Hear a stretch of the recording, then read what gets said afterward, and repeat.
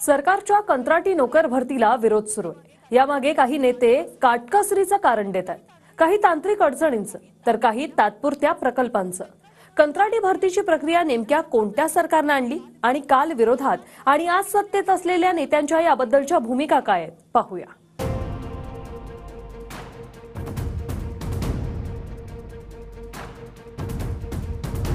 सरकारने अनेक पदांवर कंत्राटी नोकर भरतीचा निर्णय घेतलाय। त्या निर्णयाला तीव्र विरोध होऊ लागलाय। अरे या तीन तिघाडी सरकारचं करायचं काय? खाली मुंडका वर पाय। तीन तिघाडी सरकारचं करायचं काय? खाली मुंडका वर पाय। अजित पवारांनी याआधी कंत्राटी भरती मागे सरकारी पैशांच्या काटकसरीचं कारण दिलं होतं। एक सरकारी नोकराच्या पगारात 3 कंत्राटी कर्मचाऱ्याचे पगार निघतील असं अजित पवार म्हणाले होते। मात्र ज्या कंपन्या कंत्राटी कर्मचारी नेमणार आहेत त्यांना सरकार 15% सर्व्हिस चार्ज देणार आहे। त्यावर रोहित पवारांनी ट्विट करत अजित पवारांनी सांगितलेल्या काटकसरीवर प्रश्न उभे केलेत। समजा विविध कंत्राटी नोकरदारांना वर्षभरात सरकारनं 10,000 कोटींचा पगार दिला, तर त्यापैकी 1500 कोटी खासगी कंपन्यांना जातील। हे कुठलं गणित आहे आणि ही कुठली काटकसर? कंत्राटी कामगार नेमण्याची जी नवीन GR सरकारने काढलेला आहे त्याच्यामुळं फार मोठ्या प्रमाणात महाराष्ट्रातल्या तरुणांची कुचंबणा होणार आहे। सरकारचं गुंतवणूक आकर्षित करण्यावर किती लक्ष आहे हे बघितलं तर त्याची उत्तरं सकारात्मक नाहीत। त्यामुळे महाराष्ट्रातला तरुण हळूहळू निराशात जायला लागले असं दिसतंय। मोठ्यापणाने तोंडाने येऊन सांगायचं आम्ही 1.5 लाख लोकांची भरती करणार आहोत। अहो कशी करणार आहात? इथल्या गरिबांना जगूच द्यायचं नाही तर मग तुम्ही सगळं करा। काय करणार? तर बोलणार काय त्यांना? तातडीनं राज्य सरकारने हा GR बदलवला पाहिजे, ही आमची काँग्रेसची भूमिका आहे। नाही तर काँग्रेस पूर्ण महाराष्ट्रभर या विषयावरचं आंदोलन करेल। हे एक प्रकारचं तरुणांच्या जखमेवर मीठ चोळण्याचं हे पाप हे लोक करतात आहेत। सरकारनं विविध विभागातल्या 75,000 जागा कंत्राटी पद्धतीनं भरण्याचा निर्णय घेतला। यामध्ये क्लास 1 ते क्लास 4 पर्यंतच्या 132 प्रकारच्या पदांचा समावेश आहे। म्हणजे या 132 पदांवर आता कोणत्याही आरक्षणाविना ते कंत्राटी स्वरूपात भरले जातील। नोकर भरतीचं हे काम सरकारनं वेगवेगळ्या 9 कंपन्यांना दिलंय। त्यापैकी काही कंपन्या सत्ताधारी आमदारांशी संबंधित आहेत। ग्रंथपाल, शिपाई, सरकारी कर्मचारी, इंजिनियर, व्यवस्थापक, संशोधक, अधीक्षक, प्रकल्प समन्वयक अशी अनेक पदं आता कंत्राटी पद्धतीनं भरली जातील। मविया सत्तेत असतानाच हा निर्णय झाल्याचं म्हणत अजित पवारांनी या निर्णयाचं समर्थन केलंय। मात्र आश्चर्य म्हणजे 5 महिन्यांपूर्वी विरोधात असताना खुद्द अजित पवार या निर्णयावर आक्षेप घेत होते। शासकीय पदांचं खाजगीकरण सुरू आहे का? यामध्ये काही पगार तुम्ही जर अध्यक्ष महोदय बघितले आणि ते टॅक्सेस वेगळे, जुन्या पेन्शनचा मुद्दा कर्मचाऱ्यांच्याकडनं उपस्थित जात असताना नेमका याच वेळी शासनाने हा निर्णय काढण्याचं प्रयोजन काय आहे अध्यक्ष महोदय हे सभागृहाला त्या ठिकाणी कळायला पाहिजे। आपण जर बाह्य स्रोताद्वारे माणसं भरायला लागला तर आपल्यातली बरीचशी गोपनीय माहिती बाहेर जाऊ शकते। कोणत्याही विभागाचा अध्यक्ष महोदय त्याच्यामुळे अंकुश राहणार नाही। तरी एकंदरीतच हा निर्णय शासन रद्द करण्याची आवश्यकता आहे, तो शासनाने रद्द करावा।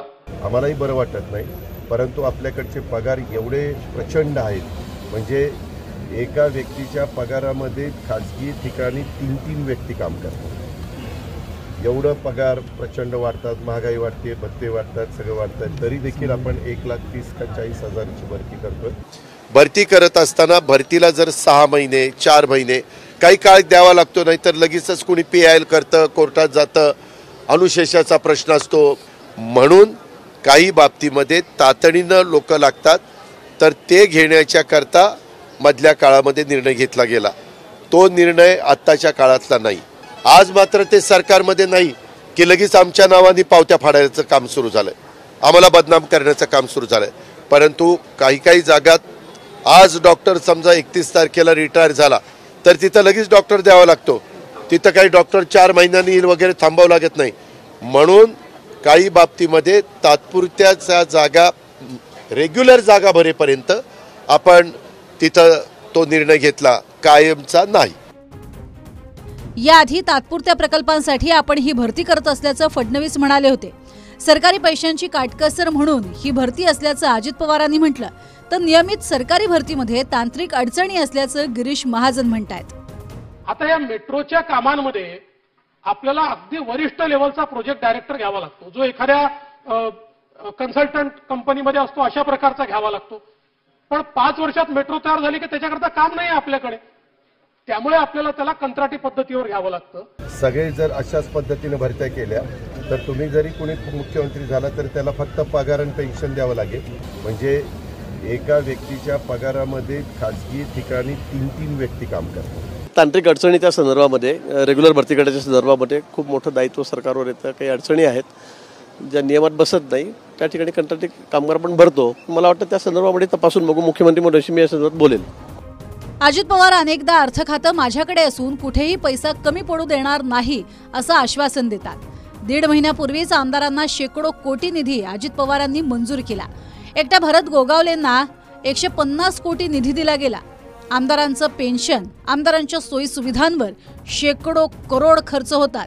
मग सरकारी कर्मचाऱ्यांच्या पगाराचाच बोजा तिजोरीवर कसा काय पडतो, हा प्रश्न आहे.